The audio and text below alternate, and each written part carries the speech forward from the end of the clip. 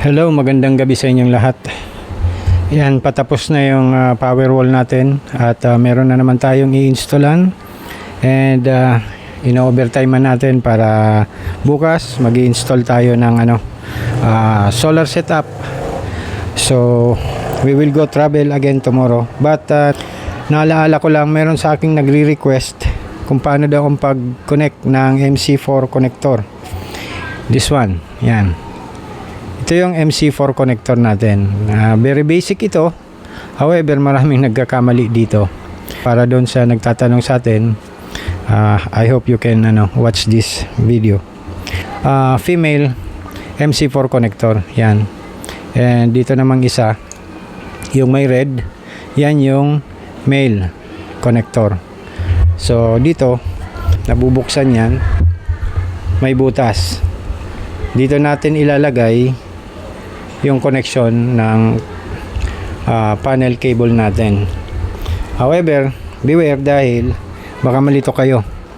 Ito yung cable natin. Dito sa cable natin, yan, meron niyang positive at merong negative. Kung mapapansin nyo dyan, yung positive side is may kulay red. Yan, ipagdikit natin muna. Yan, yung isa is white. Yan, and yung isa naman is may red one yan at may white one. Now, dito, pagkakabit nito, dapat baliktad ang pag-connect nyo. Dahil yung solar panel natin, papakita ko lang sa inyo ng saglit. Ito yung likod ng solar panel natin. Dito makikita nyo. Yan. Ito ay positive side. Positive side ng solar panel. At dito naman sa baba, ayan, dito, negative yan. So, dito sa positive side, kung makikita nyo dyan, ang nakalagay is male MC4 connector.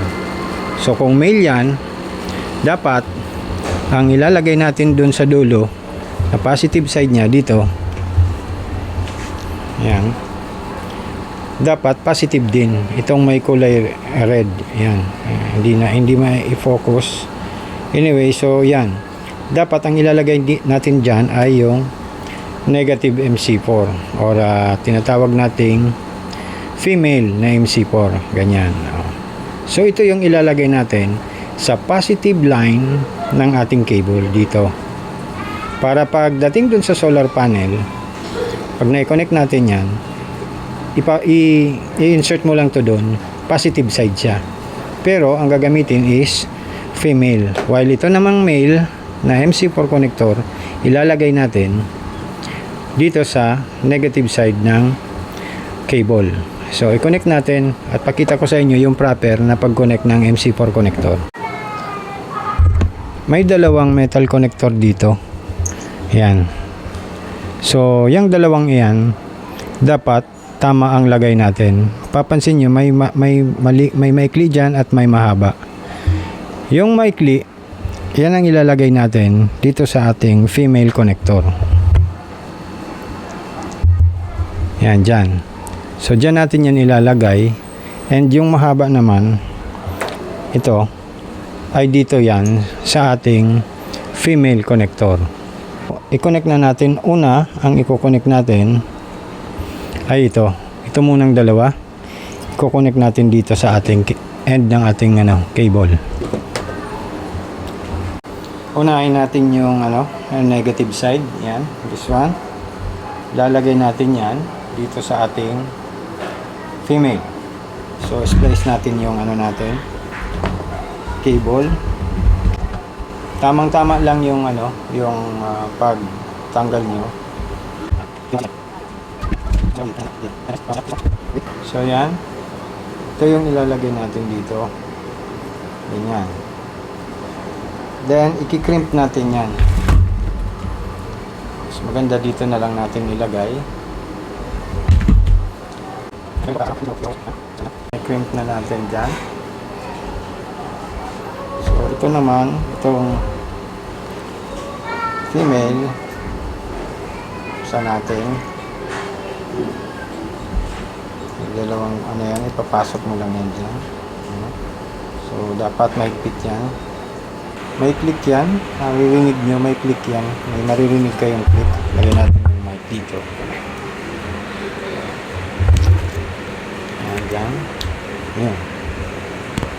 Yan. So, meron niyang click na maririnig kayo. Then, lagay nyo na to. Yan. Yan. Then, higpitan nyo na. So, ito yung ilalagay natin sa positive side ng ating solar panel. Yan. Sa positive side yan. Dito naman, uulitin lang natin yung ginawa natin dito.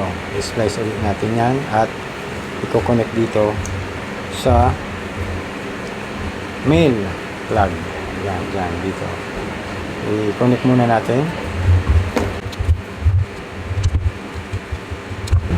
At connect naman natin yung pang female niya.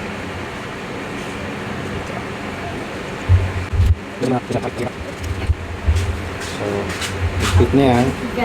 Then, ito naman ang ilalagay natin sa ating female. I mean male. Sa male ito. May maririnig din kayong click dito. Yan. Yun. So, may click yan.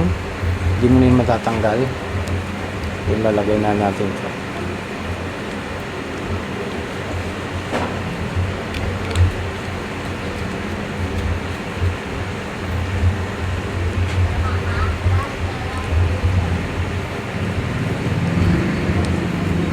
Higpitan mo para walang makapasok na tubig sa kanya.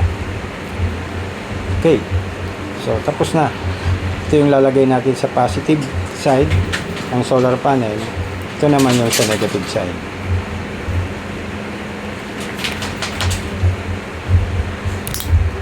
Okay?